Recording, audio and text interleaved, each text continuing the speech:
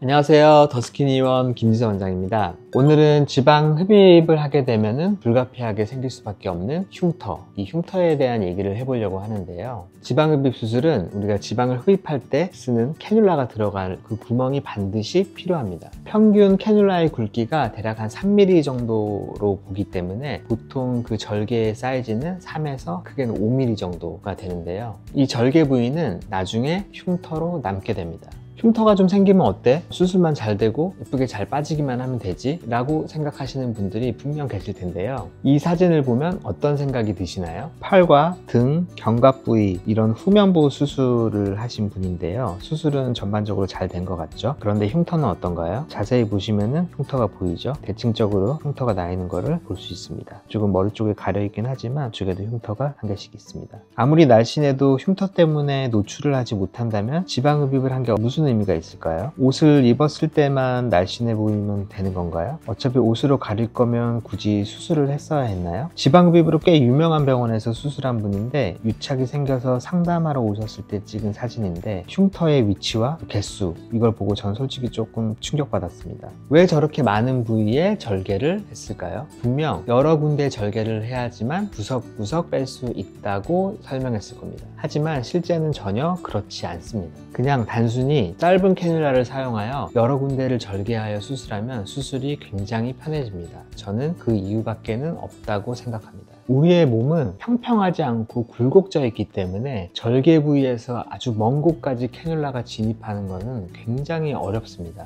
하지만 수술이 어려워지고 시간도 길어지고 난이도가 올라가서 힘들지만 흉터를 최소화하기 위한 노력을 하는 것입니다.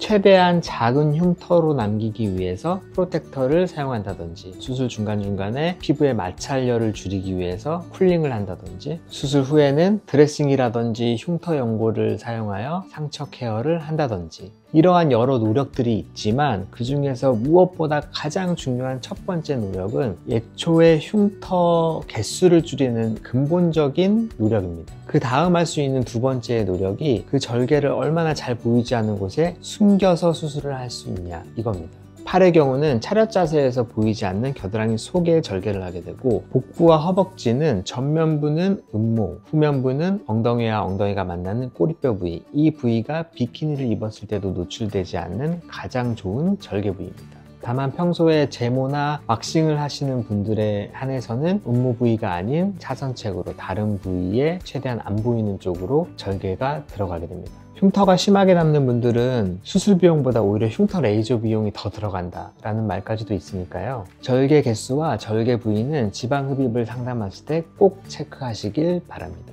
오늘 영상은 여기까지인데요. 지방 흡입 후에 생길 수 있는 부작용 중에 수술 전에는 생각보다 중요하지 않고 간과하지만 수술 후에 오히려 가장 많은 스트레스를 주고 있는 요인은 다른 부작용에 비해 흉터가 압도적으로 비중이 높습니다. 이 점 꼭 기억하시길 바라며 지금까지 김지선 원장이었고요. 오늘도 더 스키니한 하루 되세요. 감사합니다.